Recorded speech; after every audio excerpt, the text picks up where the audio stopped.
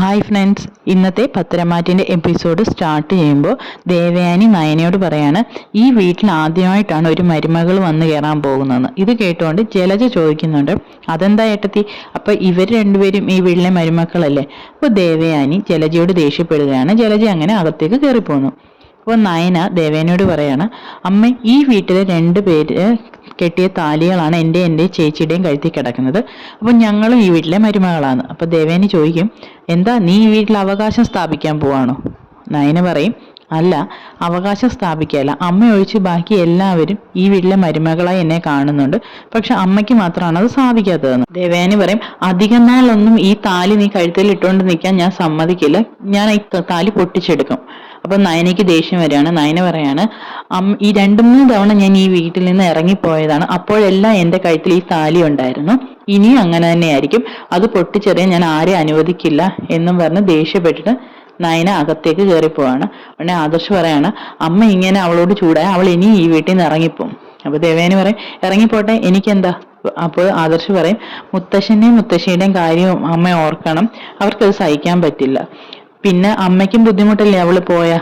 അപ്പോൾ ദേവേനി പറയും, അവള് പോയ കുറച്ച് നാൾ എനിക്ക് ബുദ്ധിമുട്ടുണ്ടായിരിക്കും, പക്ഷെ ഞാൻ അതിനോട് അഡ്ജസ്റ്റ് ആയിന്, പക്ഷെ അതിനു മുമ്പേ നീ പോയി അവളെ വിളിച്ചോണ്ട് വന്നില്ലേ? ആദർശ് പറയാണ്, അവൾ എൻ്റെ ഭാര്യയാണമ്മേ. അപ്പോഴത്തേക്കും ദേവേനി ചോദിക്കുക, ഓഹോ, അപ്പൊ നിനക്ക് അവള് ഭാര്യയായി തുടങ്ങിയില്ലേ, എന്നാ അവളോട് പറയടാ എൻ്റെ തലയിൽ കയറിയിരുന്ന് നിരങ്ങാൻ. അപ്പോൾ ആദർശ് പറയാണ്, എനിക്ക് അമ്മ കഴിഞ്ഞുള്ളൂ ഈ ലോകത്ത് മറ്റാരും. അങ്ങനെ പറഞ്ഞാൽ പോരെ, അത് പ്രവൃത്തിയിലും കാണണമെന്ന് ദേവേനി ആദർശിനോട് പറയാണ്. എന്നിട്ട് പറയാണ്, അമ്മ ഇത്രയൊക്കെ പറഞ്ഞത് അവളായിട്ടല്ലേ കേട്ടോണ്ട് നിന്നത്, വേറെ ഏതെങ്കിലും പെൺകുട്ടികളാണ് കേട്ടോണ്ട് നിൽക്കുക.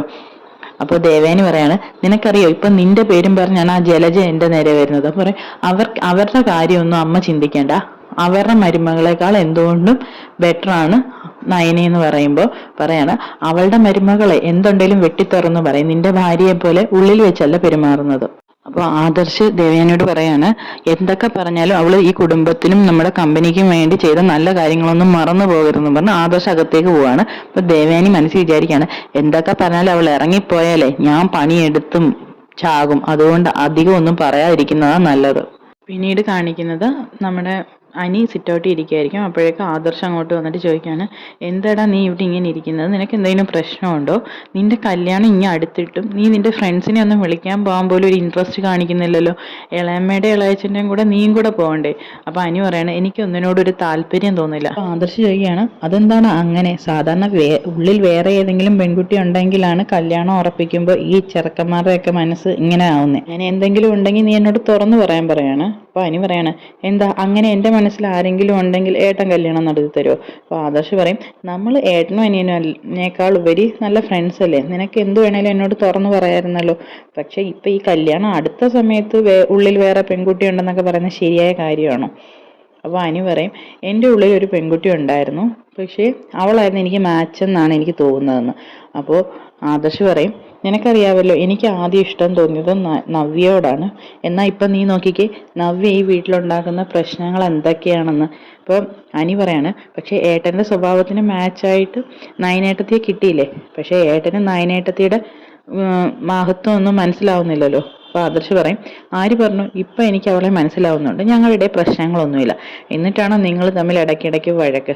അപ്പോൾ ആദർശ് പറയും, അത് വെറുതെ അമ്മയുടെ മുന്നിൽ കാണിക്കുന്നതല്ലേ, അല്ലാതെ ഞങ്ങളുടെ ഇടയിൽ വലിയ പ്രശ്നങ്ങളൊന്നുമില്ല. അപ്പോൾ അനി ചോദിക്കും, അങ്ങനെയാണെങ്കിൽ ഒരു ഭാര്യയുടെയും ഭർത്താവിൻ്റെയും ഇടയ്ക്ക് സ്നേഹം ഉണ്ടെന്നുള്ളതിനുള്ള സൂചനയാണ് അവർക്കൊരു കുട്ടികൾ, അത് നിങ്ങളുടെ ഇടയിൽ ഇല്ലല്ലോ.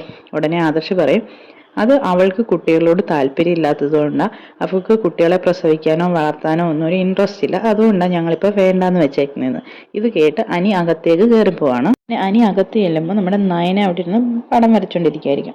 ഉടനെ അനി ചെന്നിട്ട് നയനയോട് ചോദിക്കുകയാണ്, ഏട്ടത്തി എൻ്റെയും നന്ദുവിൻ്റെയും കാര്യം ഏട്ടനോട് പറഞ്ഞിട്ടില്ലല്ലോ? പറയും, ഇല്ല പറഞ്ഞിട്ടില്ല, എന്താ പറയണോ? അല്ല, ഏട്ടൻ്റെ ചോദ്യം കേട്ടപ്പോൾ എനിക്ക് അങ്ങനെ എന്തോ തോന്നി. അപ്പോൾ പറയും, നിനക്ക് കല്യാണത്തിന് താല്പര്യം ഇല്ലാത്തത് നിങ്ങളുടെ തമ്മിലുള്ള അടുപ്പം കൊണ്ടാണെന്നുള്ളത് ആദർശേട്ടന് അറിയാമെന്ന് നയന പറയാണ്, വേറെ ഒന്നും അറിയില്ല അറിയാം. അത് കഴിയുമ്പോൾ അനി ചോദിക്കുകയാണ്, ഏട്ടത്തിക്ക് എന്താ കുട്ടികളെ ഇഷ്ടമല്ലേ? അപ്പം നയന പറയും, നീ കൊച്ചു കുട്ടികളുടെ കാര്യമാണോ വലിയ കുട്ടികളുടെ കാര്യമാണോ പറയുന്നത്? പറയും, ഓ കൊച്ചു കുട്ടികളുടെ കാര്യം. അപ്പോൾ പറയും, പിന്നെ എനിക്ക് ഭയങ്കര ഇഷ്ടമാണ് കുട്ടികളെ. ഞാൻ എൻ്റെ ചേച്ചിയുടെ കുഞ്ഞ് വരാൻ കാത്തിരിക്കുക. അപ്പോൾ പറയും ചേച്ചിയുടെ കുഞ്ഞിനെ മാത്രം കാത്തിരുന്നാൽ മതി, സ്വന്തമായിട്ടൊരു കുഞ്ഞ് വേണ്ടേ? ഏട്ടത്തിക്ക് കുഞ്ഞുങ്ങളോട് താല്പര്യമില്ലെന്നാണല്ലോ ഏട്ടൻ പറഞ്ഞത്, അമ്മയാകാൻ താല്പര്യമില്ലെന്നാണ് ഏട്ടൻ പറഞ്ഞത്. അപ്പോൾ ചോദിക്കും നിന്റെ ചേട്ടന് അച്ഛനാകാൻ താല്പര്യമുണ്ടെന്ന് പറഞ്ഞോ? അതിനെപ്പറ്റി ഒന്നും പറഞ്ഞില്ല. നിന്റെ ചേട്ടൻ അങ്ങനെ ഓരോന്നും പറയും, നീ അത് കേട്ട് എന്നോട് വന്ന് സംസാരിക്കരുതെന്ന് പറയുമ്പോൾ അനി പറയും ആകെ കൺഫ്യൂഷൻ ആയല്ലോ. അതെ, ഞങ്ങളുടെ ജീവിതമേ ഒരു കൺഫ്യൂഷൻ ആണെന്ന് നിനക്കറിയാമല്ലോ. നീ അനാമികയെ കല്യാണം കഴിച്ച് പെട്ടെന്ന് നിങ്ങൾക്കൊരു കുഞ്ഞുണ്ടാവട്ടെ എന്ന് പറയുമ്പോൾ അനി പറയാണ് അയ്യോ എനിക്ക് പെട്ടെന്ന് അച്ഛനൊന്നും ആകണ്ട. ഉടനെ നയന പറയാം എന്താ ഈ പ്രായത്തിൽ അച്ഛനാകുന്നതിൽ ടെൻഷനുണ്ടോ? നിന്റെ ഏട്ടനുണ്ടല്ലോ, കല്യാണം കഴിഞ്ഞ് എല്ലാ കാര്യത്തിലും പക്വതയുണ്ടെങ്കിലും ചില കാര്യങ്ങൾക്ക് അതിൻ്റെതായ സീരിയസ്നെസ് ഒന്നും ഇല്ല എന്ന് പറയുമ്പോൾ അനി പറയാണ് എല്ലാം ശരിയാവും ഏട്ടത്തി എന്ന് പറഞ്ഞ് അനി അകത്തേക്ക് കയറിപ്പോവാണ്. അപ്പം നയന മനസ്സിൽ ചിന്തിക്കുകയാണ് ആഹാ അങ്ങനെ പറഞ്ഞില്ലേ എന്നാൽ ചോദിച്ചിട്ട് തന്നെ കാര്യമെന്ന്. പിന്നീട് കാണിക്കുന്നത് ആദർശ് പത്രം വായിച്ചുകൊണ്ട് സിറ്റ് ഔട്ടിലിരിക്കുകയായിരിക്കും. അപ്പോൾ നയന ചായ ആയിട്ട് അങ്ങോട്ടേക്ക് വരികയാണ്. എന്നിട്ട് ആദർശിന് ചായ കൊടുത്തിട്ട് പറയാണ് ആദർശ് ഏട്ടാ എനിക്ക് ഒരമ്മയാവാനും കുഞ്ഞുങ്ങളെ വളർത്താനും ഒക്കെ ഇഷ്ടമാണ് കേട്ടോ. അപ്പോൾ ആദർശിക്കും എന്താ അനാഥാലയത്തിൽ നിന്ന് വല്ല കുഞ്ഞുങ്ങളെയും ദത്തെടുക്കാൻ പ്ലാൻ ഉണ്ടോ? അപ്പോൾ നയന പറയും അതല്ല ഞാൻ പറഞ്ഞത്, ആരോടൊക്കെയോ പറഞ്ഞെന്നറിഞ്ഞല്ലോ എനിക്ക് കുഞ്ഞുങ്ങളെ ഇഷ്ടമല്ലെന്ന്. പറയും ഓഹോ അതിൻ്റെ ഇടയ്ക്ക് അവനത് വന്ന് നിന്നോട് പറഞ്ഞോ? ഒരു അനിയൻ ചേട്ടത്തിയോട് പറയാൻ പറ്റിയ കാര്യങ്ങളാണോ അതൊക്കെ എന്ന് ചോദിക്കുമ്പോൾ നയന പറയാണ് അതിനെന്താ, അനി എല്ലാ കാര്യങ്ങളും എന്നോട് ഡിസ്കസ് ചെയ്യും, അതുകൊണ്ട് അവൻ എന്നോട് പറഞ്ഞെന്നേ ഉള്ളൂ. ആദർശ് പറയാണ് അങ്ങനെ പലരും ചോദിക്കുന്നുണ്ട് കുഞ്ഞുങ്ങളായില്ലേന്ന്. അപ്പോൾ നയന പറയാണ് അതിന് ചുവട്ടിൽ തൊട്ട് കെട്ടിയാൽ മാത്രം കുട്ടികളാവില്ലല്ലോ എന്ന് പറയുമ്പോൾ ആദർശ് പെട്ടെന്ന് വിഷയം മാറ്റുകയാണ്. എന്നിട്ട് പറയണേ ശരി അതൊക്കെ അവിടെ നിൽക്കട്ടെ, അനി നിന്നോടെല്ലാം പറയുമെന്ന് പറഞ്ഞല്ലോ, പിന്നെ എന്തുകൊണ്ടാണ് അവൻ്റെ ഉള്ളിലൊരു പെൺകുട്ടിയുള്ള കാര്യം നിന്നോട് പറയാഞ്ഞേ? അപ്പോൾ നയന പെട്ടെന്നൊന്ന് ഞെട്ടുകയാണ്. എന്നിട്ട് പറയാണ് അവൻ എന്നോട് പറഞ്ഞിട്ടുണ്ട്, പക്ഷെ ആ പെൺകുട്ടിക്ക് അവനെ കല്യാണം കഴിക്കാനൊന്നും താല്പര്യമില്ല, അതുകൊണ്ടാണെന്ന് പറയും. അപ്പോൾ ആദർശ് പറയും എനിക്ക് ആ പെൺകുട്ടിയെ ഒന്ന് കാണണമല്ലോ എന്ന് ചോദിക്കുമ്പോൾ നയന പറയും അതെന്തിനാ അവനെ കല്യാണം കഴിക്കാൻ താല്പര്യമില്ലാത്ത ഒരാളെ ആദർശേട്ടൻ കാണുന്നത്? പറയും ഈ അനന്തപുരി തറവാട്ടിലേക്കും അവനെയും കല്യാണം കഴിക്കാൻ താല്പര്യമില്ലാത്ത ആ മഹാറാണി ആരാണെന്നൊന്ന് അറിയണമല്ലോ. അപ്പോൾ നയന പറയും നല്ല കുട്ടിയായിരിക്കും. ആദർശിക്കും അതല്ല പണത്തിനോടൊക്കെ ആഗ്രഹം ഉള്ളതാണെങ്കിൽ അനിയെ വിവാഹം കഴിക്കാൻ തയ്യാറാവില്ലേ, ഇപ്പൊ അതിന് തയ്യാറായില്ലല്ലോ, അതുകൊണ്ട് പറഞ്ഞത്. അപ്പൊ ആദർശ് പറയാണ് പക്വതയുള്ള കുട്ടിയായിരുന്നെങ്കിൽ നമുക്ക് ആലോചിക്കായിരുന്നല്ലോ, ആ മണ്ടനാണ് അത് പറഞ്ഞുമില്ല. അപ്പോൾ നയന ചോദിക്കുകയാണ് ഇപ്പൊ പറ്റില്ലേ? അപ്പോൾ ആദർശ് പറയും ഇപ്പൊ എങ്ങനെ സാധിക്കാനാ, അനാമികയായിട്ടുള്ള കല്യാണം ഉറപ്പിച്ചില്ലേ, പിന്നെ ഞാൻ സമ്മതിച്ചാലും മുത്തശ്ശൻ അതിന് സമ്മതിക്കുമെന്ന് തോന്നില്ല, കാരണം മുത്തശ്ശൻ കൊടുത്ത വാക്കല്ലേ. അനാമികയ്ക്ക് ഒരുപാട് ആഗ്രഹങ്ങളൊക്കെ കൊടുത്തില്ലേ, ഈ അവസാന നിമിഷം അത് മാറ്റാൻ പറ്റില്ലല്ലോ. അതുപോലെ തന്നെ അവന്റെ മനസ്സ് വിഷമിക്കുന്നതും എനിക്ക് താങ്ങാൻ കഴിയില്ല. ഞങ്ങൾ ചേട്ടൻ അനിയന്മാരെക്കാൾ ഉപരി നല്ല ഫ്രണ്ട്സ് ആണെന്നുള്ള കാര്യം തനിക്കറിയാലോ, പക്ഷെ അവനൊരു പ്രേമം ഉണ്ടായപ്പോൾ അവൻ അത് എന്നോട് പറഞ്ഞില്ല. എന്തായാലും പോട്ടെ എന്ന് പറഞ്ഞ് ആദർശ് അകത്തേക്ക് കയറിപ്പോവാണ്. അപ്പോൾ നയന മനസ്സിൽ ചിന്തിക്കുകയാണ് പെൺകുട്ടി ആരാണെന്നറിഞ്ഞ് ആദർശേട്ടൻ എന്നെ കുറ്റപ്പെടുത്തിയുള്ളൂ, ഞാനും എൻ്റെ വീട്ടുകാരും സ്വാർത്ഥരാണെന്ന് പറയും, അതുകൊണ്ട് അത് എൻ്റെ അനിയുടെ മനസ്സിൽ തന്നെ ഇരിക്കട്ടെ എന്ന് പറയാണ്. പിന്നീട് കാണിക്കുന്നത് അനിയാണ്. അങ്ങനെ അനി നടന്ന് റൂമിലേക്ക് വരുമ്പോൾ അനിയുടെ ഫോൺ ബെല്ലടിക്കുകയാണ്.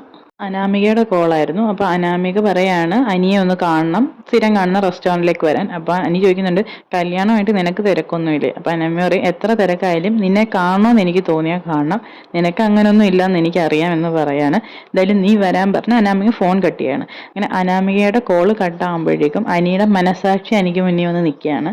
അപ്പോൾ മനസാക്ഷിയോട് അനി പറയാണ് ഞാൻ എന്തിനാ ഇനിയും പിണങ്ങിയിരിക്കുന്നത്, നന്ദുവിൻ്റെ മനസ്സ് മനസ്സിലാക്കാൻ എനിക്ക് സാധിച്ചില്ല, ഇപ്പം ഞങ്ങൾ നല്ല ഫ്രണ്ട്സ് അല്ലേ, അവൾക്ക് എന്നോടുണ്ടായിരുന്ന സ്നേഹം ഒരു ഫ്രണ്ടിനോടുള്ളതായിരുന്നു എന്നൊക്കെ ഇങ്ങനെ മനസാക്ഷിയോട് ചോദിച്ചുകൊണ്ട് നിൽക്കുകയാണ്. പിന്നീട് കാണിക്കുന്നത് നന്ദുവിൻ്റെ പഴയ ഫ്രണ്ട്സിൻ്റെ അടുത്തേക്ക് വരികയാണ്. എന്നിട്ട് അവരോട് സോറി പറയുകയാണ്. അപ്പോൾ അവർ പറയും നീ എന്തിനാ സോറി പറയുന്നത്, അത് അനിയുടെ പേരിൽ ഉണ്ടായ പ്രശ്നത്തിനാണ്. പറയും അതൊന്ന് ഫോണിൽ കൂടെ പറഞ്ഞാൽ മതിയായിരുന്നല്ലോ. അപ്പോൾ നന്ദു പറയാണ് അല്ല ഇനി നമ്മൾ തമ്മിൽ പഴയതുപോലെ നേരി കാണണം, എല്ലാം പഴയതുപോലെ ആകണം എന്ന് പറയാണ്. പറയും നിന്റെ പ്രശ്നങ്ങളൊക്കെ മാറിയോ എന്നപ്പം ഫ്രണ്ട്സ് ചോദിക്കുകയാണ്. അപ്പോൾ നന്ദു പറയാണ് മാറി, പെട്ടെന്ന് അനി എന്നോട് ഇഷ്ടമാണെന്ന് പറഞ്ഞപ്പോൾ എനിക്ക് പെട്ടെന്ന് അത് അക്സെപ്റ്റ് ചെയ്യാൻ പറ്റില്ല, അതുകൊണ്ടാന്ന് പറയും. അപ്പോൾ അവർ ചോദിക്കുകയാണ് നിനക്കെന്താ അനിയോട് ഇഷ്ടമില്ലായിരുന്നോ? അപ്പോൾ നന്ദു പറയാണ് ഇല്ല, അവൻ വിചാരിക്കുന്ന പോലെ ഒരു ഇഷ്ടം എനിക്കില്ലായിരുന്നു. അപ്പോൾ ഫ്രണ്ട്സ് പറയാണ് നന്ദു നീ നുണ പറയണ്ട, നിന്നെ എത്ര വർഷമായിട്ട് ഞങ്ങൾ കാണുന്നതാ, നിനക്കും അവനെ ഇഷ്ടമായിരുന്നു എന്ന് ഞങ്ങൾക്കറിയാം. നിന്റെ 2 ചേച്ചിമാരും അനന്തപുരിയിലെ മരുമക്കളാ, അതുകൊണ്ട് നിന്റെ അമ്മയും ചേച്ചിയും പറഞ്ഞു കാണും നീ ഇനി അങ്ങോട്ടേക്ക് പോകണ്ടാന്ന്. പക്ഷെ എന്ത് കാരണം കൊണ്ടായാലും നീ അനിയെ ഒഴിവാക്കിയത് നന്നായില്ല, അവന് എന്തുകൊണ്ട് നിനക്ക് നല്ലൊരു മാച്ചായിരുന്നു എന്ന് പറയും. അപ്പോൾ നന്ദു പറയും അതൊക്കെ കഴിഞ്ഞ കാര്യമല്ലേ, ഇനിയും പറയണ്ട. അപ്പോൾ പറയും അവൻ കെട്ടാൻ പോകുന്ന പെണ്ണിനെ കണ്ടു ഭയങ്കര ജാടയാ, അവൾക്ക് നിന്നെ നല്ല സംശയമുണ്ട്. അപ്പോൾ നന്ദു പറയും ആ സംശയം അനി ഉണ്ടാക്കിയതല്ലേ, എന്തായാലും അതെല്ലാം കളാം, ഇനി നമ്മൾ എപ്പോഴും പണ്ടത്തെ പോലെ കാണണം എന്ന് പറഞ്ഞിട്ട് പറയാണ് നമുക്ക് നമ്മുടെ പഴയ റെസ്റ്റോറൻറ്റിലേക്ക് പോയാലോ എന്ന് പറഞ്ഞ് അവർ റെസ്റ്റോറൻറ്റിലേക്ക് പോവാണ്. പിന്നീട് കാണിക്കുന്നത് അനിയും അനാമികയും കൂടെ റെസ്റ്റോറൻറ്റിൽ നിന്ന് ജ്യൂസ് കുടിക്കുകയാണ്. അപ്പോൾ അനാമിക പറയുകയാണ് നീ വരുമെന്ന്, ഞാൻ വിളിച്ചപ്പോൾ നീ വരുമെന്ന് ഞാൻ വിചാരിച്ചതേ ഇല്ല. അപ്പോൾ അനി പറയാണ് എനിക്ക് കല്യാണം കഴിക്കാനുള്ള പക്വതയൊന്നും ആയിട്ടില്ല, അതുകൊണ്ടാണ് ഞാൻ കല്യാണത്തിനോടൊരു താല്പര്യം കാണിക്കാഞ്ഞത്. അപ്പോൾ അനാമിക പറയാണ് അത് കല്യാണം കഴിക്കുമ്പോൾ മിക്ക ആണുങ്ങളും അങ്ങനെയാണ്, പക്ഷെ ഒരു കുഞ്ഞൊക്കെ ജനിക്കുമ്പോൾ ആ പക്വത വന്നോളും എന്ന്. അങ്ങനെ അവർ സംസാരിച്ചുകൊണ്ടിരിക്കുമ്പോഴായിരിക്കും അതേ റെസ്റ്റോറൻറ്റിലേക്ക് നന്ദുവും ഫ്രണ്ട്സും കൂടെ വരുന്നത്. ഇത്രയും കാണിച്ചുകൊണ്ടാണ് ഇന്നത്തെ എപ്പിസോഡ് അവസാനിക്കുന്നത്. അപ്പോൾ നമ്മുടെ റിവ്യൂ ഇഷ്ടമാണെങ്കിൽ please support my channel, please subscribe. Thank you.